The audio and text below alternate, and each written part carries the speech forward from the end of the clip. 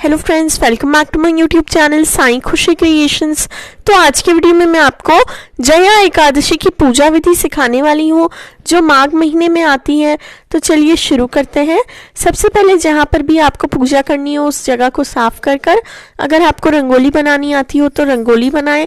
आटे से या हल्दी से चौक पूरें या फिर आप पाटे के नीचे थोड़ा सा हल्दी रोली तो ज़रूर से डालें। तो ये देखिए मैंने रंगोली बना ली है। इस पर हम थोड़ा सा हल्दी रोली डालकर उस पर पीला कपड़ा बिछाकर पाटा रखेंगे। पाटा रखने के बाद अब मैं पाटे के सामने भी रंगोली बना रही हूँ।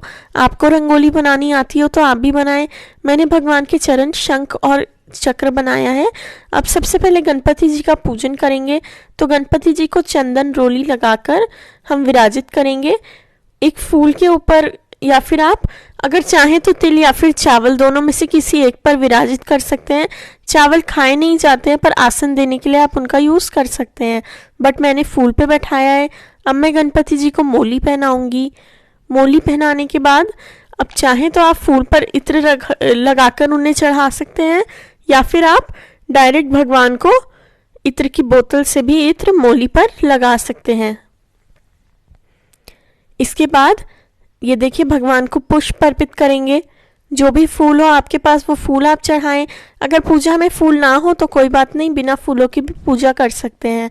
अब गणपति जी के लिए गुड़ नारियल का प्रसाद रख रही हूँ मैं। आप मिश्री या फिर मेवे भी ले सकते हैं, बट गणपति जी के लिए अलग प्रसाद रखें क्योंकि उन्हें तुलसी वाला प्रसाद नहीं चढ़ाया जाता है। अब हम विष्णु जी की फोटो की पूजा कर रहे हैं। अगर विष्णु जी की फोटो या मूर्ति ना हो तो आप सिर्फ लड्डू गोपाल को विराजित कर सकते हैं। तो ये देखिए विष्णु जी को पूजा में विराजित करेंगे। ये माघ मास की एकादशी है। माघ मास में तिलों का बहुत ज़्यादा महत्व होता है। कोई सी भी पूजा अगर आप माघ मास में करते हैं तो आपको उसमें तिलों का उपयोग ज़रूर से करना चाहिए। तो ये देखिए अब मैं थोड़े से फूल की पत्तियों पर लड्डू गोपाल को भी विराजित कर रही हूँ। आप भी अपने लड्डू गोपाल को भी विराजित कर सकते हैं और विष्णु जी को भी विराजित कर सकते हैं, दोनों को। अगर विष्णु जी की फोटो ना हो तो सिर्फ लड्डू गोपाल की पूजा भी करी जा सकती है। फिर मैं विष्णु जी को मोली अर्पित कर रही हूँ। आप भी वस्त्र रूपी मोली अर्पित करें।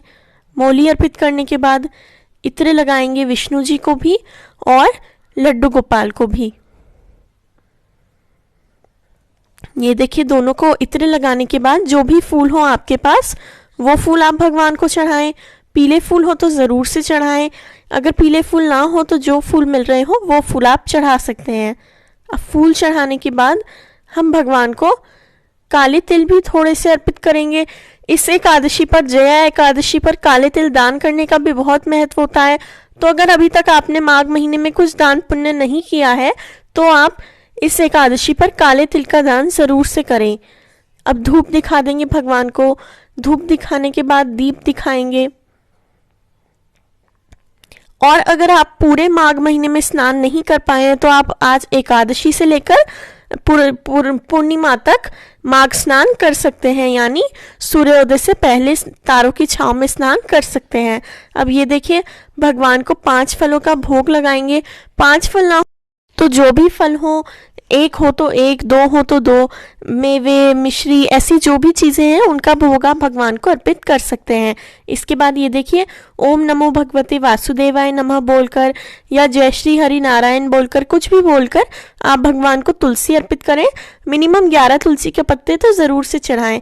अब ये देखिए बसंत पंचमी से ही वृंदावन में, ब्रज में फाग खेलना शुरू हो जाता है, रंग खेलना शुरू हो जाता है। तो आप भगवान को गुलाल ज़रूर से अर्पित करें। आप चाहें तो भगवान के गालों पर भी अर्पित कर सकते हैं, बट आप मेरी तरह फूल पर लगाकर भी चढ़ा सकते हैं। अब हम माघ मास शुक्ल पक्ष की जया एकादशी का महत्तम पढ़ेंगे।